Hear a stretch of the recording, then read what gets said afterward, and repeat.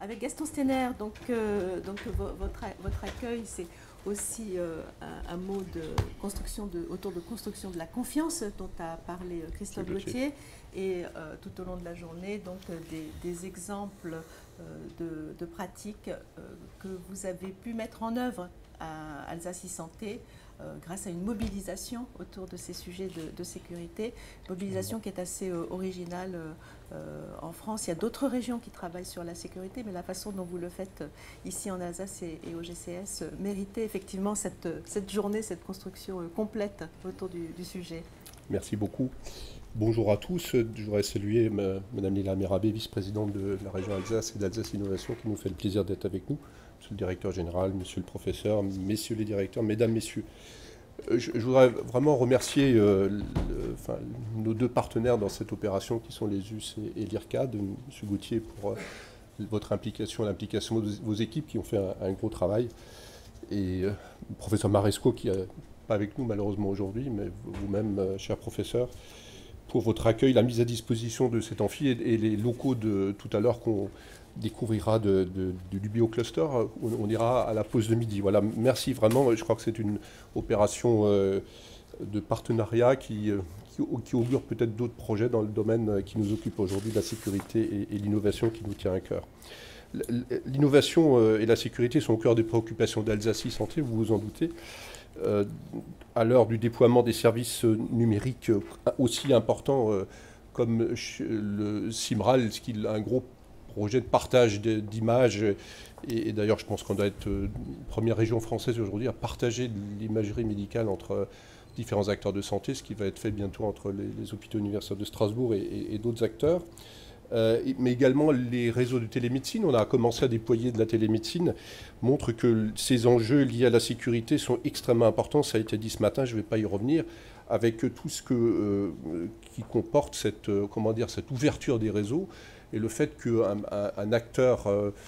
alors autant les établissements importants comme les US aujourd'hui sont armés et peuvent derrière mener toutes les démarches, intégrer cette sécurité à leur niveau. Autant si on est confronté, par exemple, dans une EHPAD, à la prise en main à distance d'un patient dans une EHPAD, vous voyez qu'un petit établissement a exactement les mêmes risques, les mêmes vulnérabilités, mais n'a de loin pas les mêmes ressources en face pour gérer cette sécurité. Donc là, on voit que l'intérêt qu'on a au niveau d'Alsace e-Santé, de voir comment on peut mutualiser cette expertise, comment on peut accompagner ces établissements, parce que c'est bien les maillons les plus faibles qu'il faut sécuriser. C'est ce qui déterminera la sécurité de l'ensemble du dispositif. Voilà, donc on va y venir tout à l'heure, cet accompagnement que nous assurons aujourd'hui, qui est relativement innovant. Je voudrais aussi peut-être rappeler que cette sécurité se limite évidemment pas aux simples questions techniques.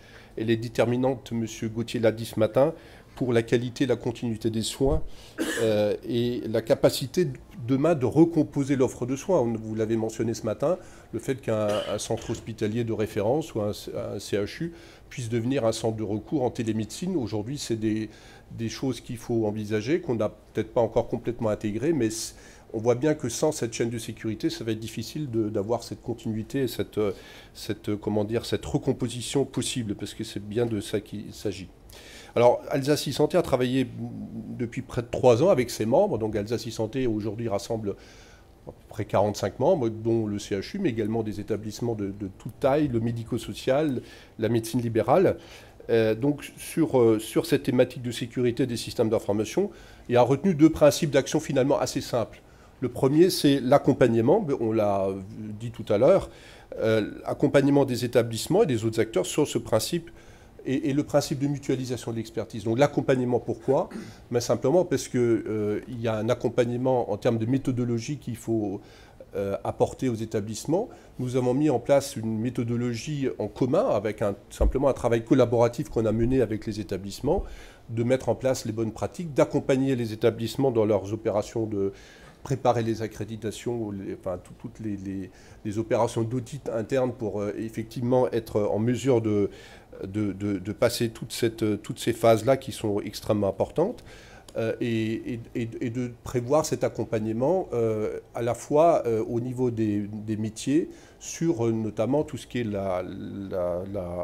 les plans de PCA ou de PRA, ou maintenant les plans de sécurité du système d'information d'une manière beaucoup plus globale. Le deuxième principe, c'est la mutualisation de l'expertise. Donc nous avons la chance d'avoir des experts en région, notamment aux US. Simplement, nous mutualisons cette expertise et nous mettons à travers ce travail collaboratif qui est fait, nous la remettons à disposition de l'ensemble des établissements, encore une fois, pour sécuriser l'ensemble de cette chaîne. Dans le même temps, et de plus en plus de services de e-santé font appel à la mobilité et aux objets connectés. Donc, ça, vous voyez le déferlement des objets connectés, des services qui font appel à ces objets. Ces services d'e-santé, ou désormais qu'on appelle aussi M-santé quand il s'agit de mobilité, doivent là aussi non pas être considérés comme un outil de plus ou une fin en soi, mais comme un ensemble de moyens permettant d'améliorer l'accès aux soins, la qualité de prise en charge et l'autonomie des patients. L'exemple de la télésurveillance médicale, par exemple pour le suivi des patients atteints de pathologies chroniques, est un exemple qu'on peut mentionner parce qu'il est déjà, il se déploie. On a aujourd'hui, il y a beaucoup d'expérimentations aujourd'hui où on utilise des objets connectés pour le suivi des malades chroniques. Et donc cette évolution progressive vers cette santé connectée nécessite encore beaucoup d'innovation.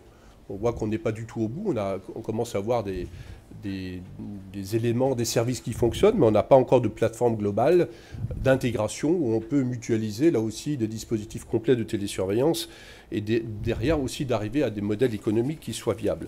Donc ces innovations, elles sont à la fois technologiques, parce qu'on n'est pas du tout au bout de l'ensemble des innovations, et non technologiques en matière d'organisation ou d'usage. On a également besoin d'un débat et de travaux sur le cadre juridique, notamment concernant les règles spécifiques de protection des données collectées. Il y a tout un débat autour de l'open data. Vous avez vu qu'il y a un débat actuellement au Parlement sur dans quelles conditions ces données peuvent être ouvertes. Et je crois qu'aujourd'hui, il y aura des interventions sur ce sujet-là.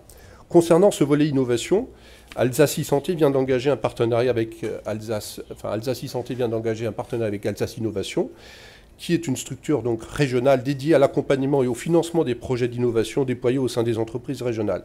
L'objectif de ce partenariat, c'est de contribuer au développement des services d'e-santé et de santé connectée grâce à l'innovation faite dans les start-up et entreprises régionales.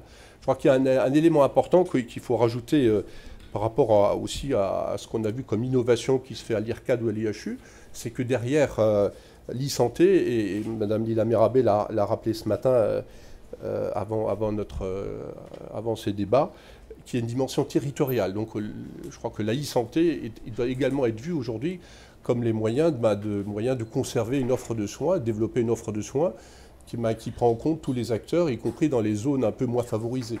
Donc je crois que cette dimension-là, elle est à intégrer dès qu'on parle de déploiement de e-santé. Les usages d'e-santé ou d'M-santé ou de santé connectée ne pourront s'ancrer durablement dans les pratiques sans un environnement de confiance. Vous l'avez dit, monsieur le directeur général, ce matin. Ceci suppose que les patients, les usagers, professionnels de santé et financeurs soient guidés dans leur choix de solutions et puissent vérifier quelles garanties de qualité, de fiabilité et de protection des données personnelles entourent ces applications et ces dispositifs connectés.